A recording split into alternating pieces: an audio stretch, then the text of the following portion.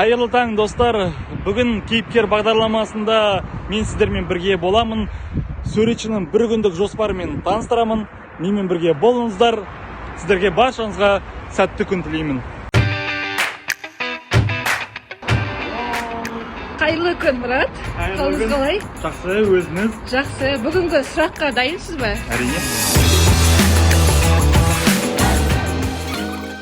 Сіздің таңыңыз неден басталады? Бірінші оянған кезде Аллаға шүкіршілікпен оянам. Және де баламды иіскеп, әл-қуат жинап алып, жұмысқа аттанамын.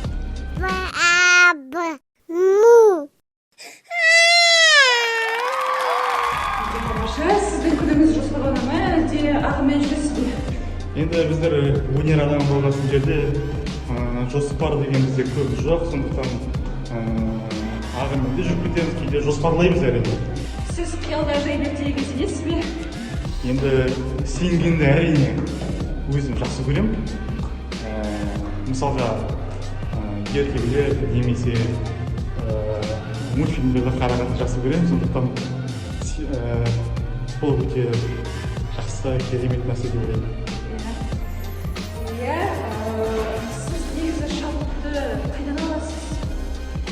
Шабытты енді әрине бірінші Алла ғана береді бізге, ары қарай еңбекпен.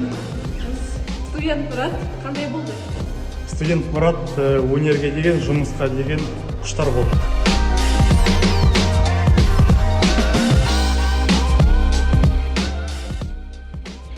Театр қабырғасында ең алғашқы декорация мен эскизіңіз есіңізде ме? Әрине есімде. Ең алғашқы қойылым Максимовтың «Любовь в раю» деген қойылымы болған.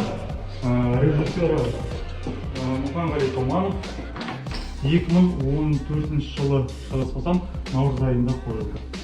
Хадиша театрында қай жылдан бері қоюшы суретші ретінде қойылымдарды сахналап келесіз? Хадиша театрында 2014 жылы жаңа айтқандай наурыз айынан бастап сахналап келеді. Өзіңіздің көңіліңіз толмаған туынды бар ма? Енді әрине әрбір қойылым көңіл шықпайды, сондықтан өнер адамдары оны түсінетін шығар. Жалпы сырт көз сыншы дейді, халық бағасын беріп жатыр. Суретшілік нағыз шеберлікті талап етеді дегенге көз қарасыңыз. Енді 1% талант, 99% ол еңбектің арқасында деп айтпақшы. Бәріміз де сол еңбектің арқасында, оқу, білімнің арқасында осындай еңбекке жетіп тұрмыз деп ойлаймын. Осы таңға дейін қанша режиссермен жұмыс жасап көрдіңіз? 30-ға жуық Қазақстаннан мықты деген режиссерлармен жұмыс жасадым. Қазақстандағы сізге ұнайтын 3 суретшіні атап кетсеңіз? Әрине ол өзімнің ұстазым Есенгелді Тұяқов. Ұнайтын деп айта алмаймын енді, бірақ жақсы суретшілердің қатарына кіретін Ерлан Тұяқов және де Қабыл Заманбекович. Сізге қандай бағыт жақын? Классикалық, болмаса заманауи?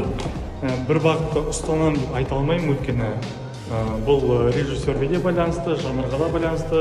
Сондықтан келісе отырып істейтін жұмыс. Спектакльдердің костюмдерімен жұмыс жасап көрдіңіз бе? Әрине, ол менің жұмысымның бір бөлшегі. Қазір біздер тігін цехына келдік. Менің жасалған эскиздерім бойынша киімнің үлгілерін тігіп жатыр. Қош келдіңіздер.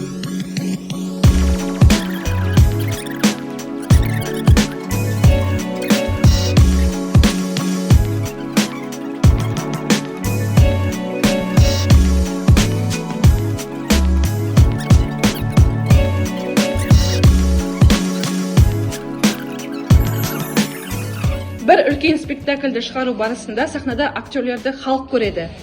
Сахнаның артында көрінбейтін қаншама адам бар. Сол кісілердің еңбектері туралы айта кетсеңіз? Бұл театрда 130 адам жұмыс жасайды. Соның 40-ы актер. Ал қалғандары сол актерға қызмет етеді. Бірақ олар көрінбейді. Жаңағыдай мен жасаған эскиздерімді міне мына тұрған артында тұрған тігінші апайларымыз бар, қыздарымыз бар. Осылар мінекей әдемілеп тігеді, сахнаға шығарады. Мінекей мен сіздерді тігін цехымен таныстырдым. Енді мен сіздерді ботафорлық цехпен таныстырамын. Жүріңіздер.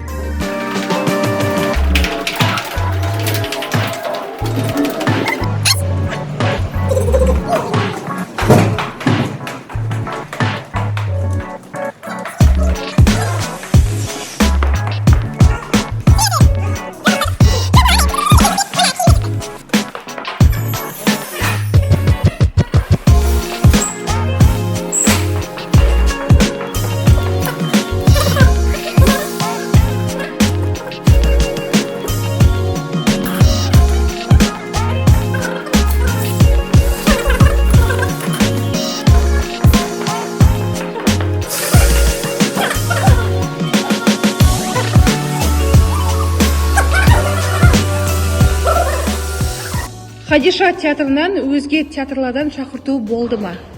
Әрине болды. Атап кететін болсақ, ол жаңағыдай мына көршілес тұрған орыс драма театры, Островский атындағы, және де жастар шығармашылық театрынан болды. Ақтөбе Ақтанов драма театрынан шақырту болды. Қырғызстаннан шақырту болды, Ош театрынан, Ош қаласынан, және де көптеген фестивальдерге қатыстым сол спектакльдермен.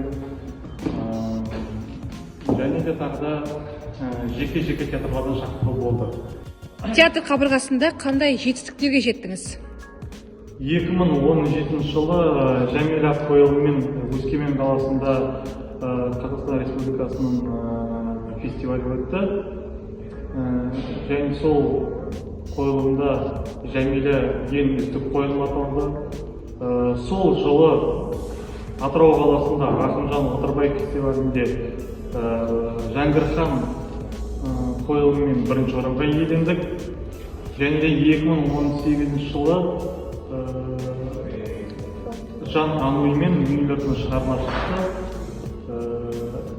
Филактет Медея қойылымы Македонияда 2 жыл қатарынан ең үздік қойылымды алды. Біздің театрдың жетістіктері әрине барлық жетістік емес, мен атап өткен әлде бар. Сондықтан әлде де көптеген жетістіктерге жетеміз деп ойлаймыз. Шәкірт тәрбиелеуге дайынсыз ба? Оған сіздің көзқарасыңыз? Шәкірт тәрбиелеген әрине жақсы. Бұйырса тәрбиелейміз деген ойдамыз. Ұсыныстар болса қабылдаймын. Рахмет көп, күніңізге сәттілік. Барлығыңызға рахмет, менімен болғандарыңызға. Күндеріңіз сәтті өтсін, және де осындай күнде көп жетістікке, қуанышқа толы болсын деп тілеймін сіздерге. Рахмет.